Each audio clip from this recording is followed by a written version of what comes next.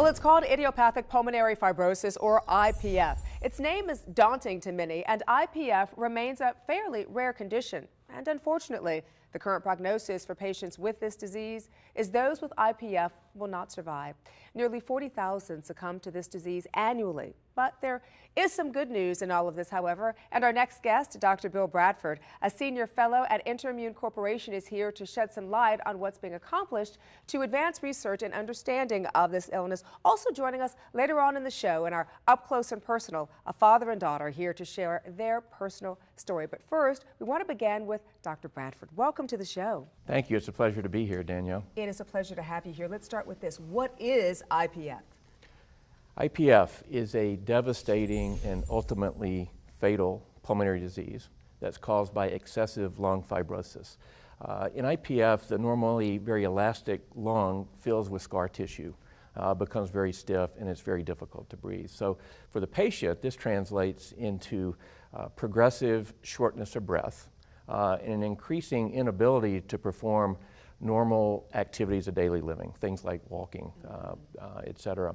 Those are things we take for granted, just being able to do simple things like that. Absolutely. You're absolutely correct.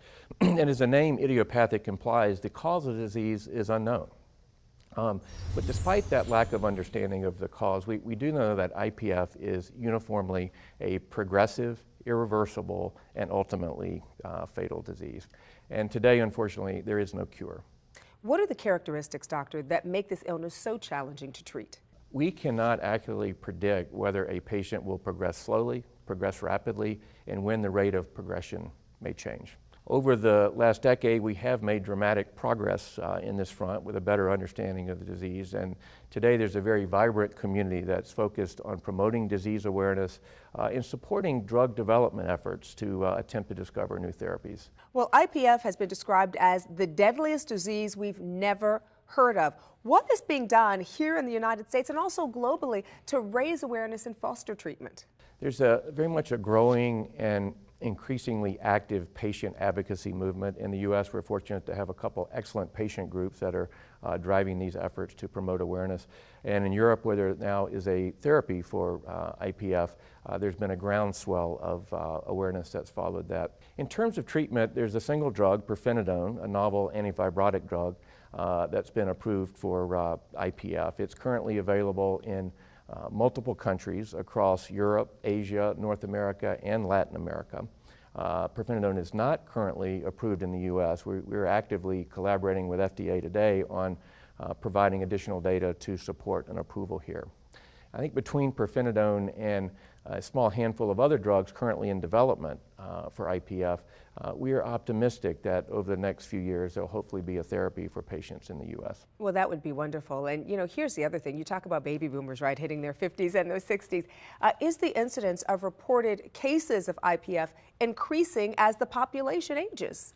Yeah, Danielle, that's a great point. So IPF typically occurs in individuals over the age of 50. So as we see the aging of the population, the shifting demographics, we can certainly expect to see very meaningful increases in both the incidence and the prevalence of IPF. Well, I want you to stay right there because we are actually going to talk to a patient coming up next.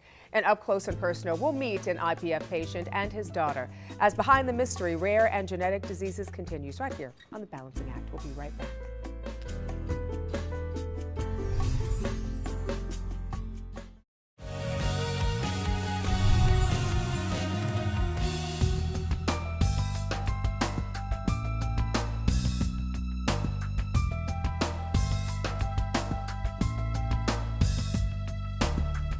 Welcome back, everybody. This morning, we are talking with Dr. Bill Bradford, Senior Fellow at biotechnology company InterMune and medical expert on idiopathic pulmonary fibrosis, or IPF.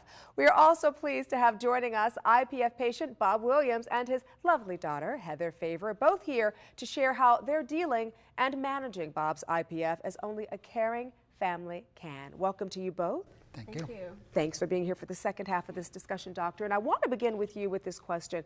From a medical perspective, how important is it that family is involved with getting an IPF patient through everything that they have to go through, living with and managing this disease? Patients with IPF really can rely heavily on caregivers and loved ones to help them manage the various aspects of their illness.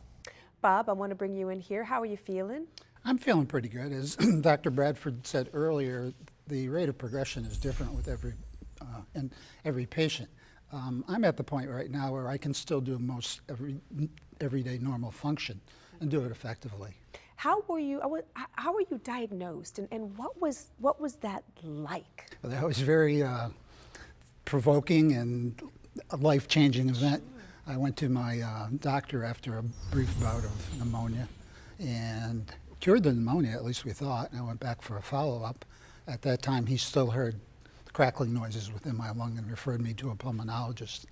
Subsequently, after a series of tests, including an open lung biopsy, it was determined that I had IPF.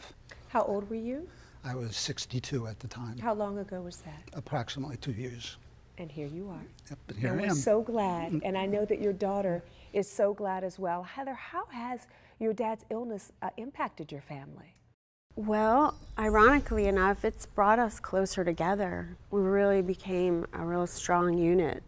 But IPF is a horrible disease, and it's unimaginable. People just don't know about the disease. I just want to help raise awareness and let people know that it's out there and my father's suffering. You know, it's funny, when you all walked out here to sit down and I looked at Bob, the first thing I thought was, such a sweet spirit. You can feel that, right? Yeah. Emanating from him, and certainly I know this has to be difficult for everybody. It's very difficult. Yeah. But the fact that you guys are together and you're a unit and you're working your way through this, I think is wonderful. I want to get some final thoughts from you, and I'm going to end with you, Doctor. But Bob, I want to ask you, when you see your daughter sitting here and she gets emotional when she thinks about, certainly what could happen down the road. How important has the family support been for you, and what would you like to say with regards to how your family has helped you? Well, first off, I'd like to thank them. My wife and my youngest daughter and my next youngest daughter, I have 3 daughters, fortunately, and they've been just there anytime I needed them. As everyone knows, there is no cure, but in the meantime, I'll just keep fighting the fight and go on from there. So I can't imagine what he's going through. And I certainly don't want him to worry about us. I worry about him every day, every day. Doctor, we've got just about 30 seconds remaining. Any closing comments that you would like to share? Get the diagnosis made earlier and accelerate the development of novel therapies for this disease. Well, we hope that we've been able to shed more light on it here this morning. And thank you all for being with us and sharing your story. And thank you, Doctor, for sharing this great information with us. And if you'd like additional information on IPF, visit coalitionforpf.org. Also, pulmonaryfibrosis.org for the latest on medical advances and therapeutic approaches. Visit InterMune.com. That's InterMune.com. Or share with us any personal stories you have related to today's topic by visiting us on Facebook at The Balancing Act. It's the social thing to do.